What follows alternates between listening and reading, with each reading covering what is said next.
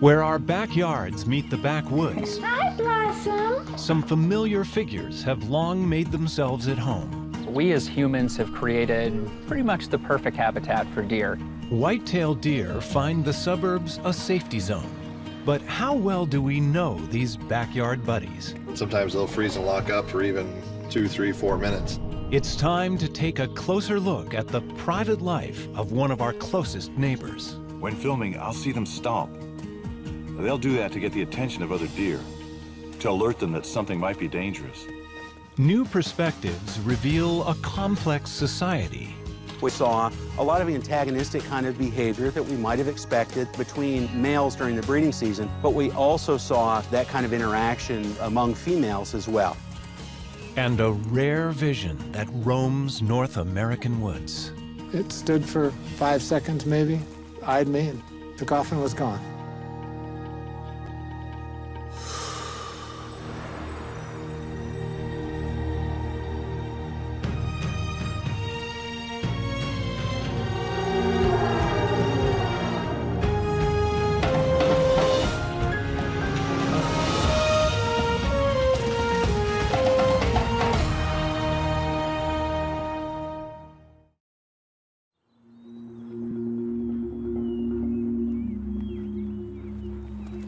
For 3 million years, they've roamed the woodlands.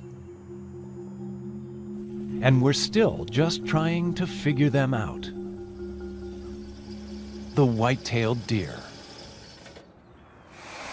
Believe it or not, we're right near a major road, but there's a big buck right over here, so I'm gonna get my little outfit out and see if he'll put up with me.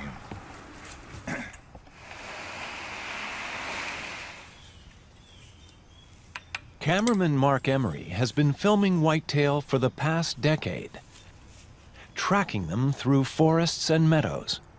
He knows that familiar as they are, still the whitetail keep their distance.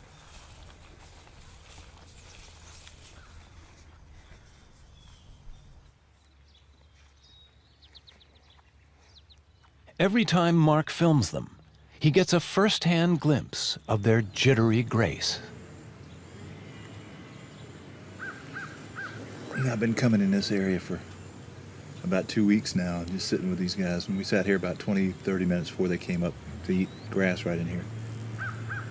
And as long as you make your movements very slow and take your time, they'll stay around for a while. And if you do something a little goofy, boom, they'll take off. For Mark, it's a familiar pattern when man meets deer.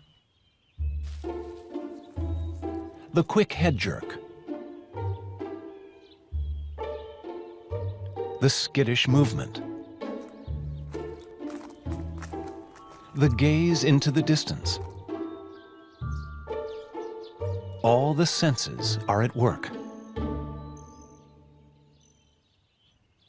Surprisingly, the deer aren't seeing much of anything at all.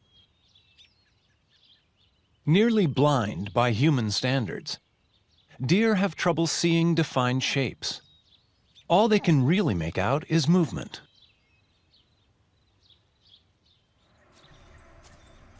To compensate, they've developed their other senses. Their hearing is finely tuned, and their remarkable sense of smell can pick out odors hundreds of yards away. The nose of the white-tailed deer has nearly 300 million olfactory receptors, compared to just 5 million for humans. That's more than even the legendary bloodhound.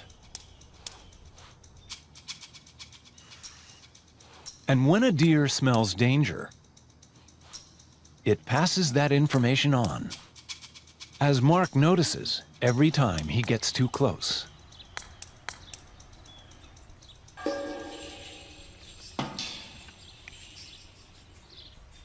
When filming, I'll see them stomp. They'll do that to get the attention of other deer, to alert them that something might be dangerous.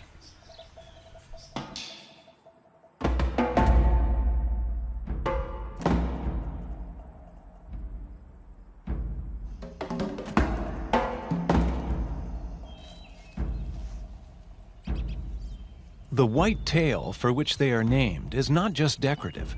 It's a key feature for communication.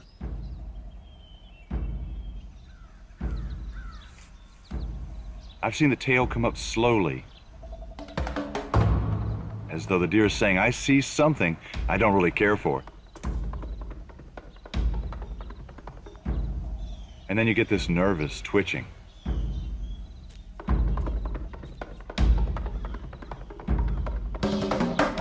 When the tail goes up, it's a signal for all around. A white flag saying time to retreat.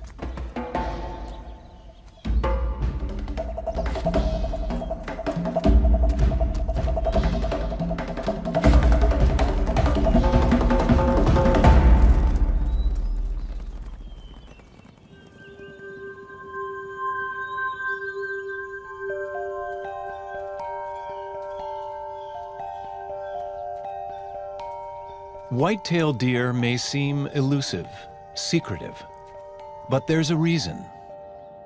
They live on the boundaries, the borderlands, making a home for themselves in the places between worlds, the spaces between the wilderness and the man-made. It's the habitat known as the edge, where farms meet the forest, and backyards meet the backwoods. Ironically, the human clearing that might harm other species or deprive them of living space works the exact opposite way for the adaptable deer. It allows them to succeed, even thrive. Some say they may be doing too well. Just a century ago, there were less than 1 million deer in North America. Today, there are nearly 30 million. No wonder it seems they're moving in right down the block.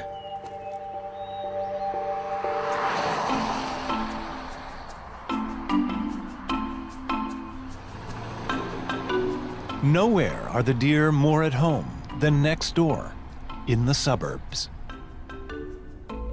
We as humans have created pretty much the perfect habitat for deer. These are areas that have a wide diversity of plants that deer can eat versus, say, a rural forest. One town that knows all too well about the deer, Cayuga Heights, New York. We know that in Cayuga Heights, in general, we have about 100 deer per square mile. What we need is far less than 100 per square mile, probably more like 5 per square mile. With no predators and unlimited food, this is the perfect home for animals that spend most of their lives in an area of just 1 square mile. That's why residents see the same deer family year after year.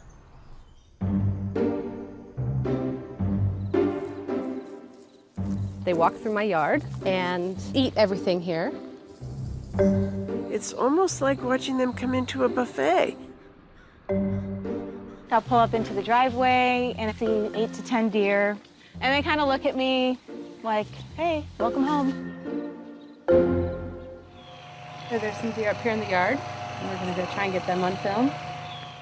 We gave cameras to a number of Cayuga homeowners over a 3-month period to capture the behaviors they see every day. The goal? To gain a new understanding of wild deer's actions in the suburban world. Well, good morning. I think this one's a little timid. The first places the deer show up? Anywhere there's something edible. What makes the whitetail such a challenge to backyard gardeners is they eat almost anything. Nearly 600 different species of plants. Grasses, acorns, fruits. In times of scarcity, they will consume twigs and bark, even poison ivy. Incredibly, they've also been spotted eating nestling songbirds. And very little deters them.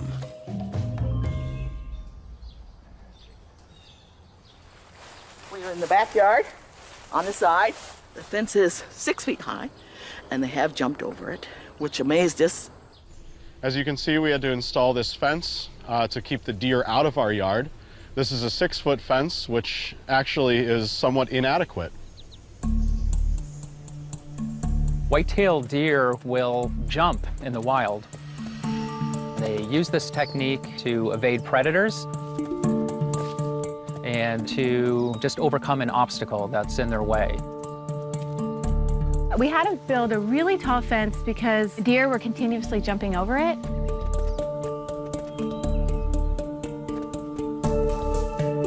Deer can jump over an 8-foot obstacle. Sometimes from a running start, they can clear a bit more than that.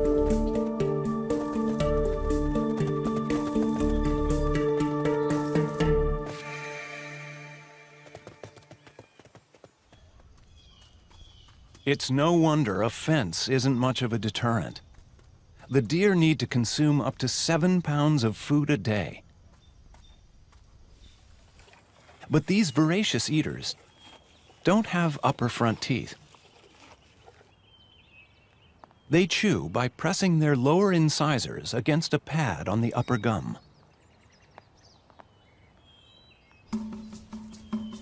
After these meals, the homeowners captured their first footage of the deer seemingly lazing the day away.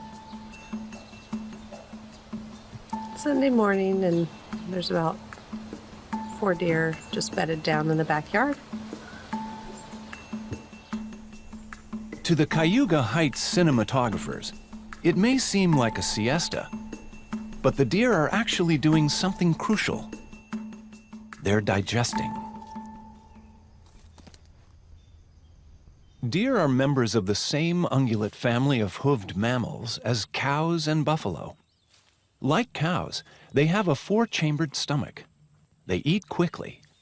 Then later, they cough up food and chew it again.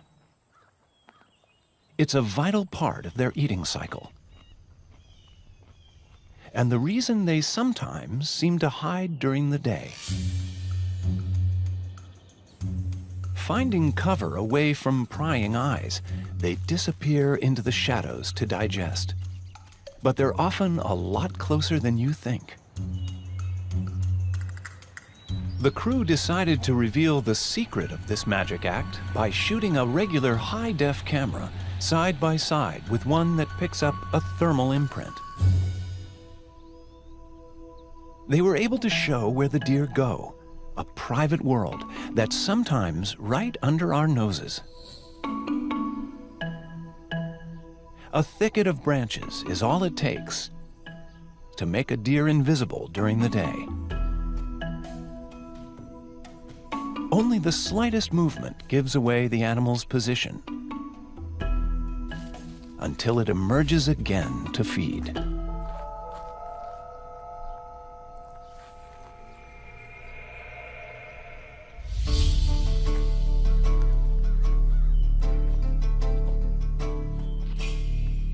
The hunt for food brings the whitetail into our lives.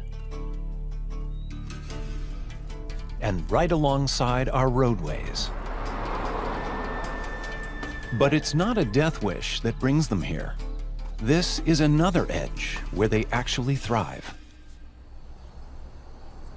They can be along the side of the road for a number of reasons, but in general, it's about the growth along the edge of the road. What happens is you get more sunlight coming to that area. You'll see all these trees are pushing more branches out, competing for the sunlight along that edge, and you've got fresh growth and all kinds of things. So animals tend to cruise these edges looking for food or nutrition. Here along the roads, deer are walking a fine line, and that line can be deadly. In a suburban environment, deer have to cross roads all the time. Deer vehicle collisions comprise most of the mortality in these areas. But evidence of a deer's adaptability is they get to learn cars and what motor vehicles mean. The older deer tend to cross these roads very cautiously.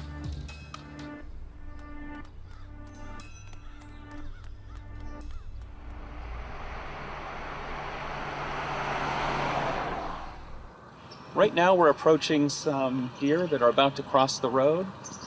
It's early morning and they're out feeding.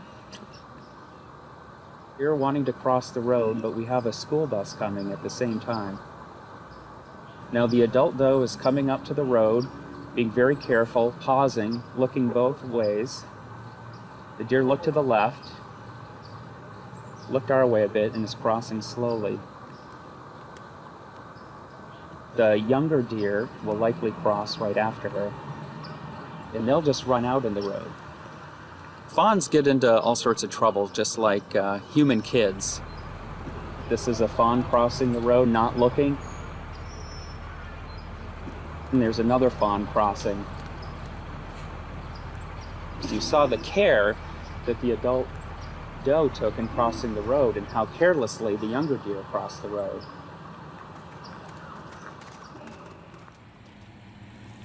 Fawns and does alike.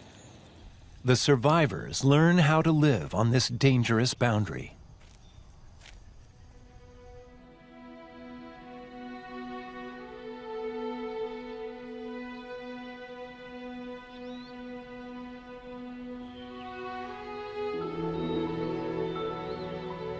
On the borders of yards and roads, there are other edges deer inhabit.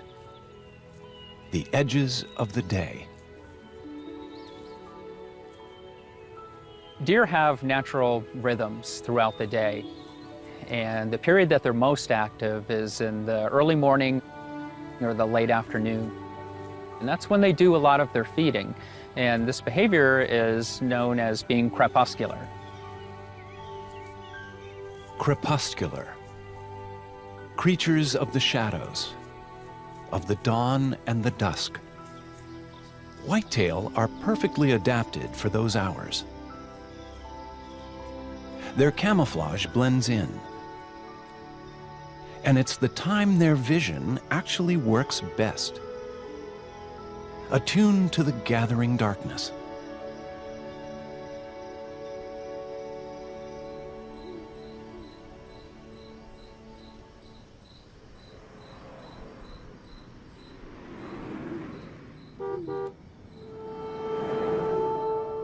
But for the deer, this sensitivity to the twilight world has one built-in flaw. The famed deer in the headlights effect. Deer are interesting. They have extremely good night vision, and a part of the reason for that is they have more rods than cones. And what rods do is they collect more light. Having more rods, they're able to see better in darker situations than humans can. But the downside to that is if you shine a light in their eyes, it doesn't harm them, but it makes it a lot harder for them to see.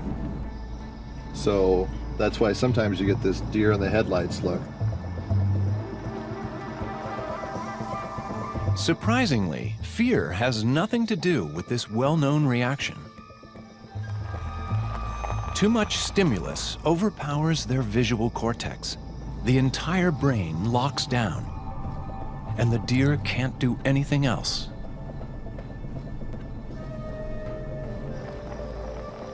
Sometimes they'll freeze and lock up for even 2, 3, 4 minutes. Oh, there's a deer right there. So right now we've got this light shining on this buck here. You know, he's kind of trying to figure out what's going on. If you notice, he'll just kind of get a little confused and just stand staring kind of off in the distance while you have that light on him.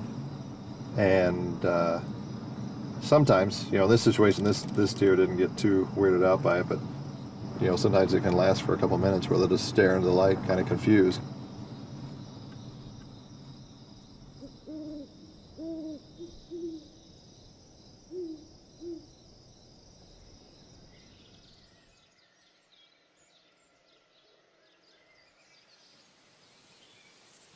From dusk to dawn, from season to season. In a life that spans just over a decade, the deer remain all around us. And at no time are they more visible than during the rut, the breeding season that begins each autumn. The rut marks a time when deer become less cautious and more active. So bucks, when they're normally very secretive, tend to be out and about and more visible.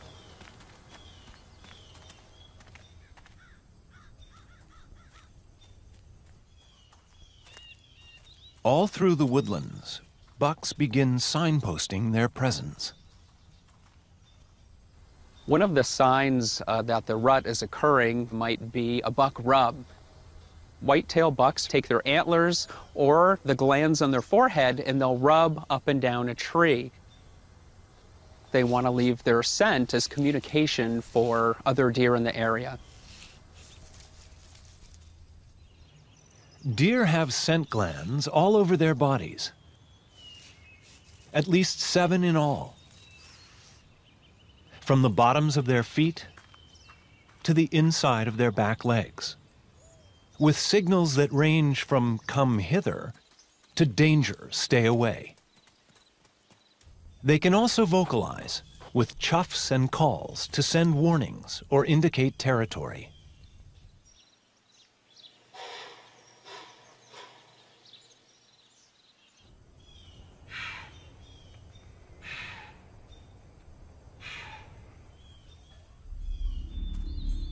And all these signals come into play during the rut. The rut is an interesting time of year. There's a very small window where these females or does come into heat. You have 5 days or 6 days where all these animals come into heat all at once. So these bucks are spending every waking hour trying to breed as many does as possible.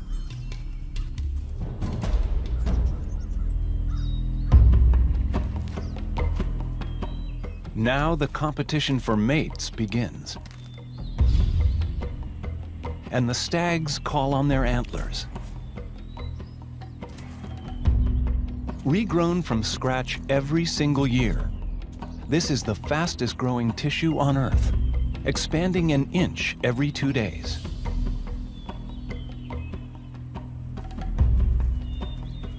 Equipped with their very first antlers, youngsters try a little tentative sparring.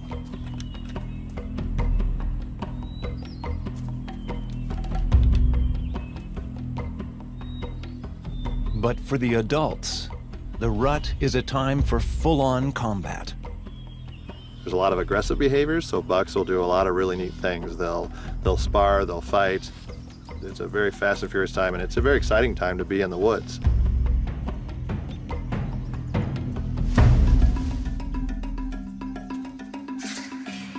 The battle has all the ritual steps of a duel. The slow approach.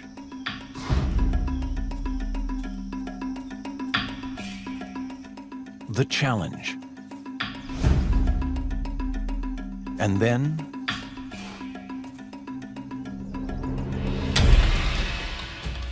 the clash.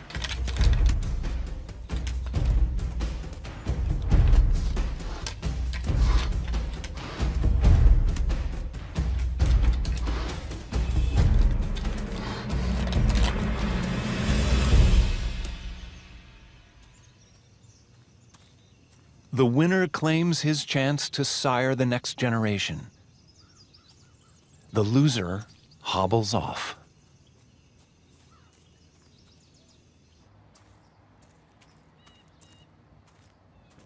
Nowadays, the rut is not just the call of the wild. It's seen in parks and backyards. Cornell ecologist Bernd Blossy has found a buck on the prowl, on the fairway of a local golf course. So we're in the middle of the rut, and I just spotted a buck here that is guarding a doe. What they typically do, they try to isolate a doe that's in the right stage of the estrus cycle, and then they spend a significant amount of time with her, guarding her, fighting off any any other bucks until she is ready to be bred. He's watching us, but I've seen him glance over to his left side too, as if there's a doe that's still bedded down. So that's his prize right now, and he doesn't want to leave his prize alone. See how he's looking over to his left side? He's not ready to leave. So we can try to sneak around and see whether she's still there. He may be staring at her.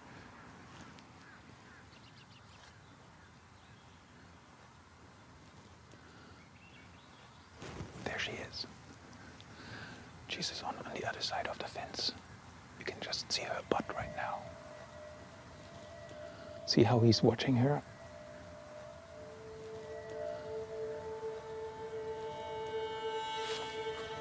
She just ran away. He will try to go around and cut her off, and he will just use his nose to figure out where she is.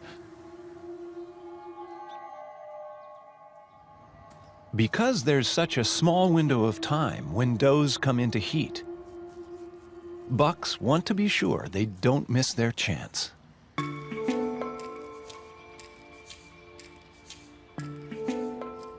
During the rut, a buck will pick out the right-smelling female and then follow her wherever she goes. The buck is in lockstep with that female. You have a big buck out standing in the open. The does are being chased around all day long, and you can see deer activity all over the place. It's all about having offspring in the next generation, both for the does and the bucks. What the ultimate evolutionary prize is having offspring that then contribute next year to the chases in the woods.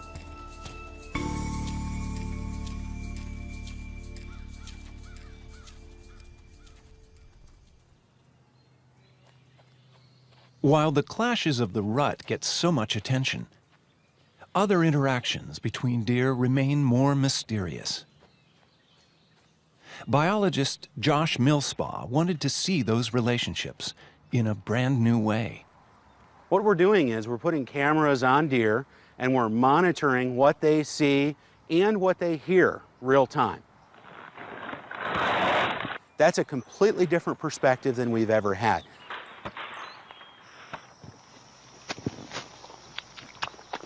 The footage that we got showed far more social interaction and sociability than we would have expected in deer. The cameras picked up a whole range of social signals.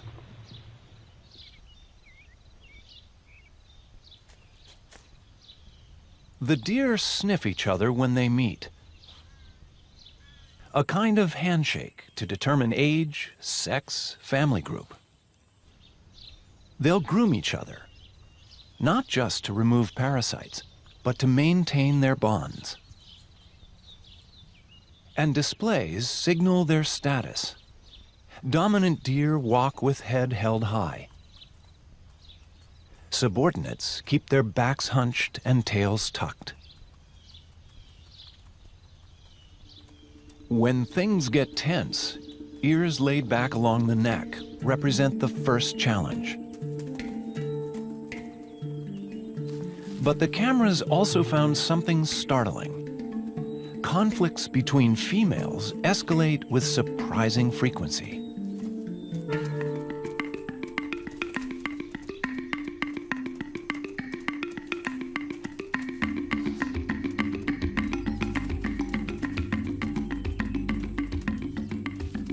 We saw a lot of antagonistic kind of behavior that we might have expected between males during the breeding season.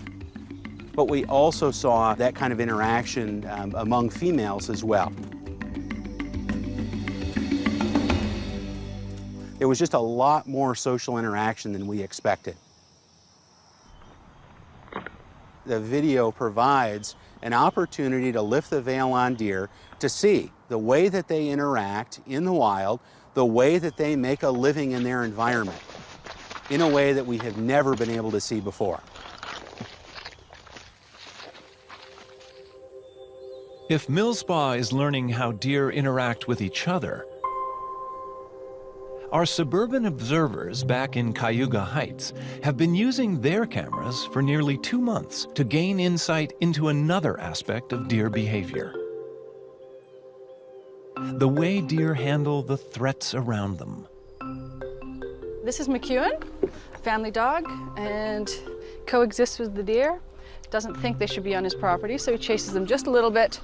And I'm hoping to videotape the dog interacting with the deer. As the home footage shows, the whitetail are surprisingly canny. Okay, McEwen, go get him. Deer can learn and adapt to a suburban environment. They can get to know individual dogs and which ones are okay and which ones aren't. Over time, they might become habituated to the dog and become okay or not afraid. The deer stop and turn and look at him as if to say, okay, we're done with our chase for the day. Because he only goes just to the edge of our property line, and the deer seem to know. And another example might be deer not being afraid because they know the dog is on a leash and it can only go so far. So here's Trigger, and he needs to go out in the backyard. A lot of deer out there. He chases them. As you can see, this one didn't even move. The deer clearly grasp the limits of the danger.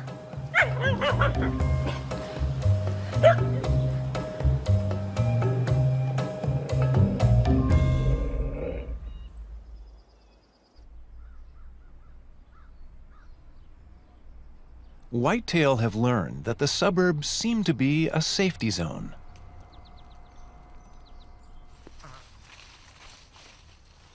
Ecologist Bernd Blossy wants to see how deer handle an unexpected threat. We're in the village of Cayuga Heights. We have plenty of deer activity in this area. And now we will see how they respond to a small pack of coyotes, in fact 3 of them, that we will just set up here.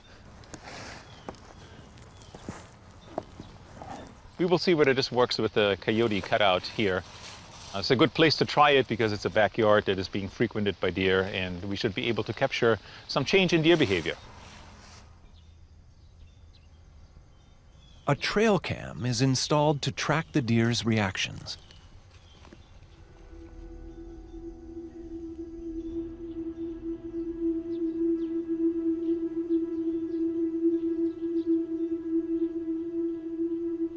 It's just a couple of hours after we left, and this big monster buck shows up, and he's eyeing the coyotes here. There's another deer coming right here, going right to the coyote. It's like 2 yards away, checking it out, right here, lifting oh, a little shy of it.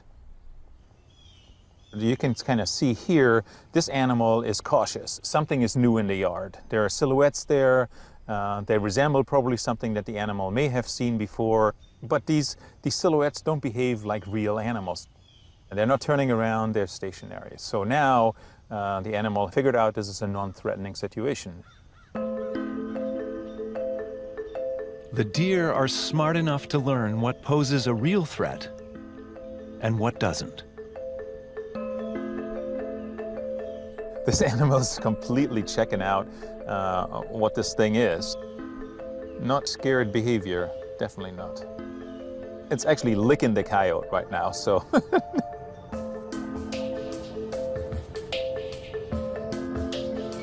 So it's very clear that they're adaptable. They encounter all kinds of different circumstances and they need to be able to respond to that. And that's what we're seeing here.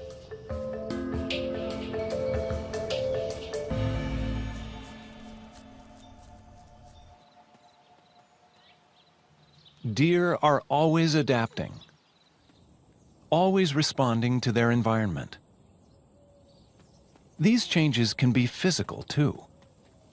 And nowhere is that seen more strikingly than on a few scattered islands in the Florida Keys.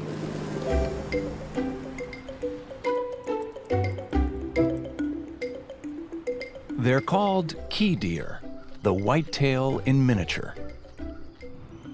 Key deer have been on the Florida Keys for the last 10,000 or so years.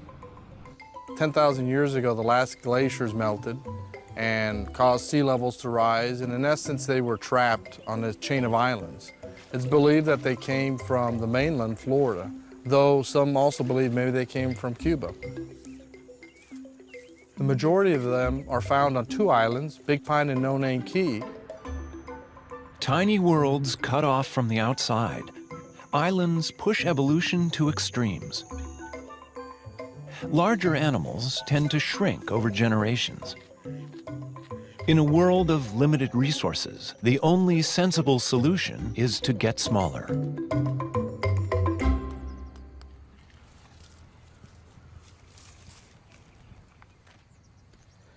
Here's a full-size adult female key deer. Shoulder height, they're less than 36 inches. It's a very small deer. If this was a regular white-tailed deer, it'd probably be about this tall.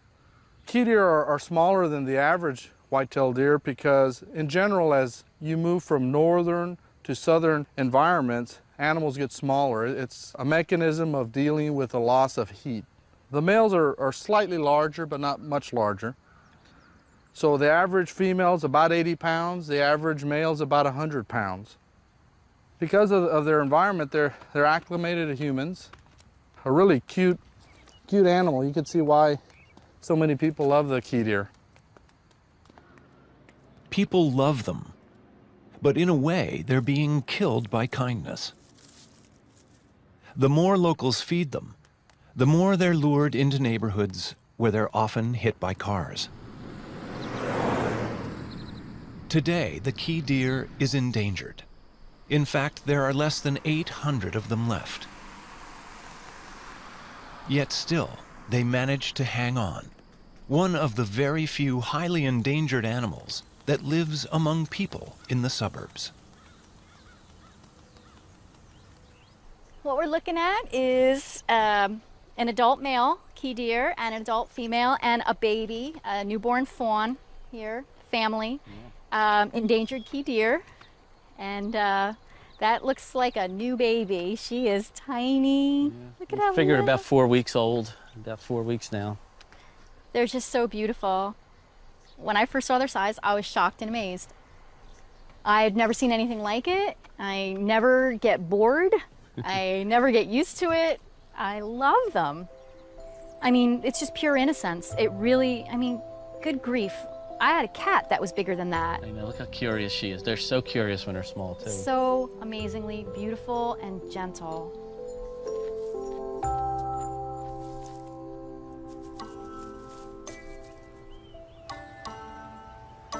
The greatest trait I admire about the key deer population is the fact that they're very resilient.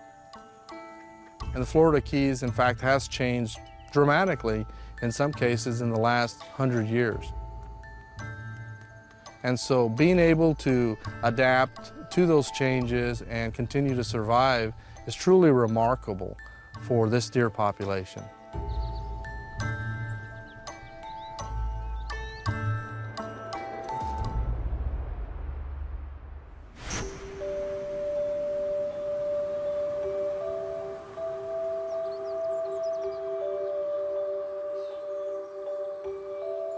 For the whitetail, one of the rarest variations of all is not size, but color.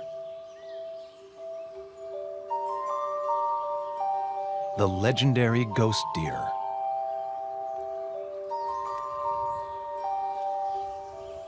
Photographer Jeff Richter has been tracking this mysterious presence in the northern woods for over a decade.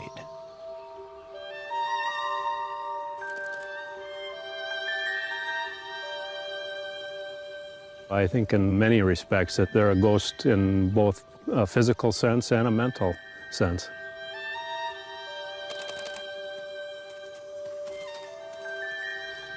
These deer are white because they do not have melanin within their system.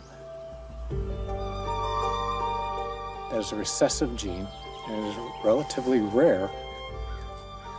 In the human population, about 1 out of 20,000 people will be albino. Same is about true with mammals. Well, you could spend an entire year or more and not see a white deer here. They are rare on the landscape, and unless you are lucky, you might not see one. I still am as excited as the first day to see them. It still strikes me as a ghost in the woods, a unique spirit, really. At this spot, it was one of the very first times I saw a white deer. Just looked out into the woods right here, and there was a doe standing there, just looking at me. It stood for 5 seconds, maybe, eyed me, and took off and was gone. Even though it's bright white, it was still gone. It was a magical moment. And that's pretty imprinted on my mind. I can still see that white deer standing right over there right now.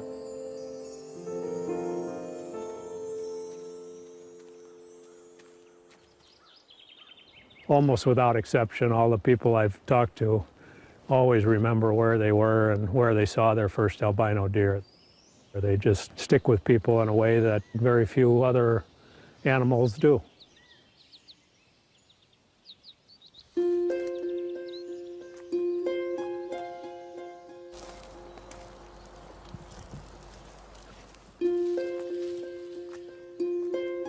Spotted an albino here. I'm gonna see if I can get a little closer.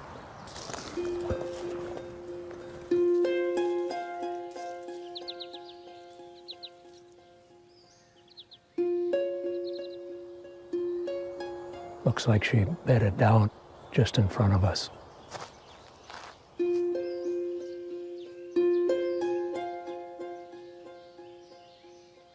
All of a sudden here you see this animal that's just pure white, pink nose. Doesn't really even look like a deer in a lot of respects. Oh, there she goes. Thank you, girl.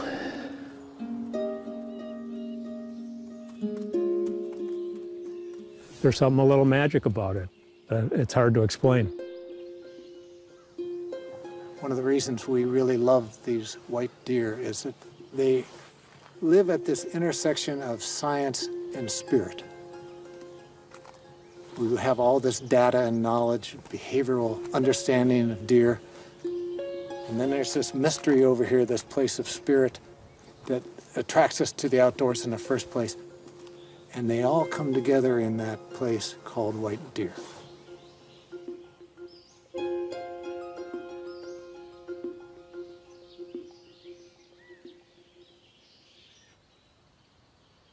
The white deer may cast a certain spell, but all deer have their own special moment of magic. It happens each year, 8 months after the rut, at the height of spring, when does give birth to their fawns. Amazingly, a female whitetail can become a mother by the time she's just 9 months old. No other large mammal can reproduce so soon. And an adult doe can give birth to singles, twins, or triplets. In the forests of Wisconsin, a group of scientists are in search of these newborns. They want to tag and study them, but the fawns aren't easy to track down. We've walked over fawns 2 and 3 times before we found them. People have almost stepped on them before they see them. For the first few weeks until they gain their strength and their speed, they hope that the predator or whatever danger will just pass them by. Fawns are great at hiding, and they have one secret trick. They are one of the very few creatures born with almost no scent. They give off practically no odor at all, so predators can't find them. But when they are found... There's a fawn over here.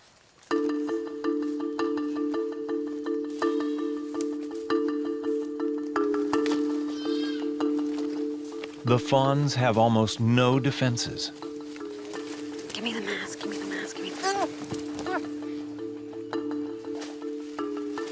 Get those legs under him.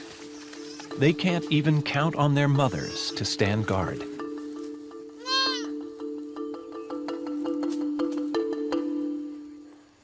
White-tailed deer are not known for defending their fawns. If there is a disturbance, the doe will generally stay away.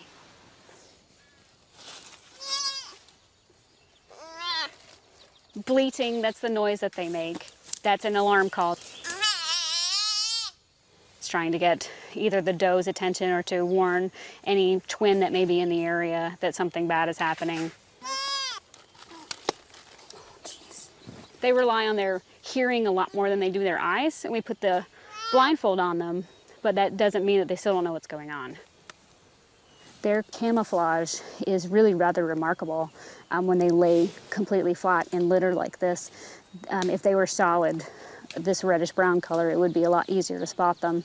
But with the light colors, it just helps break up their shape and mix in with sunlight to help camouflage them even more.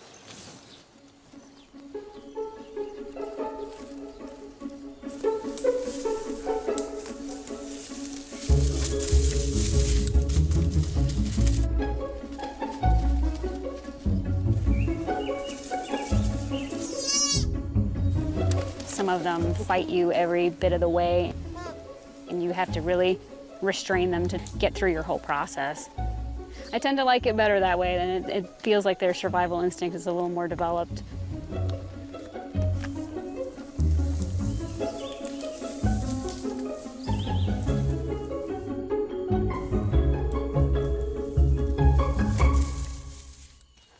And so a new generation of deer is born into the forests.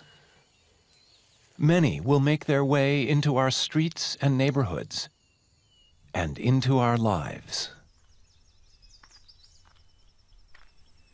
It started one day in Tewksbury, New Jersey. I saw this bit of fluff lying in the tall grass. And as I got closer, I saw what I thought was a dead fawn. And in fact, she probably would not have made it through the day. Here's a picture of the first day I found Blossom. My husband Pino was holding the IV bag above her very limp little body. Here's just a few days later. I'm cradling her in my arms, and so is my husband. This little baby pretty much was dead. Whoops. And guess what? IV fluids and a little oxygen, TLC, and wham. This is now the third day. I knew something was special about this little animal when she would start to want to play, want to interact. Come on in.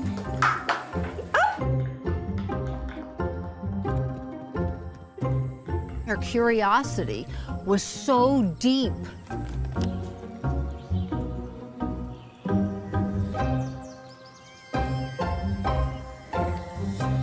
Oh, gosh.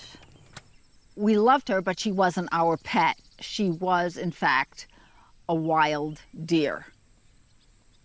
And as she grew, she would disappear for days and days, but she always came back. Hello, Blossom. How you feel? Boy, where were you during that snowstorm? Here she is in the snow with her little herd behind her. There were 1, 2, 3 deer right behind her here. It was almost as if she had 2 herds or 2 families.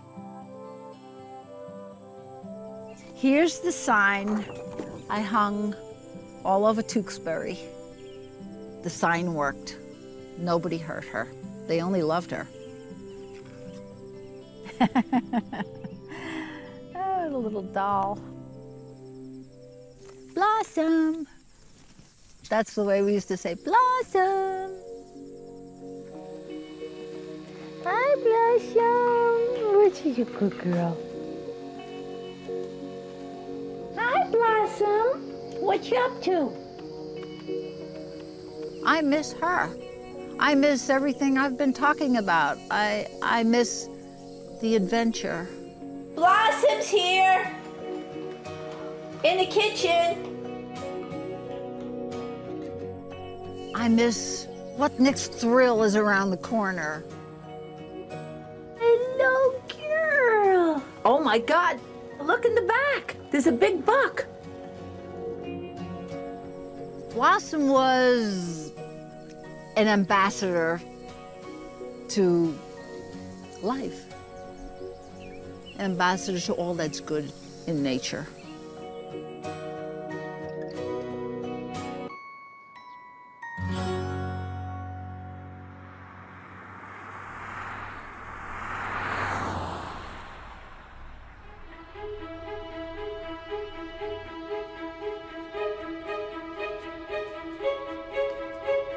Present as the whitetails are around us, they are never domesticated, never truly tamed. For some of the suburban homeowners, after 3 months tracking the deer, their cameras revealed a truth long forgotten. Oh, there's one hiss at us. Even here in the suburbs, these are wild creatures. Filming the deer gave me a little bit more insight into what they're doing besides just eating the gardens that I created. I got to see them more as wild animals, and I like to be able to see that version of deer.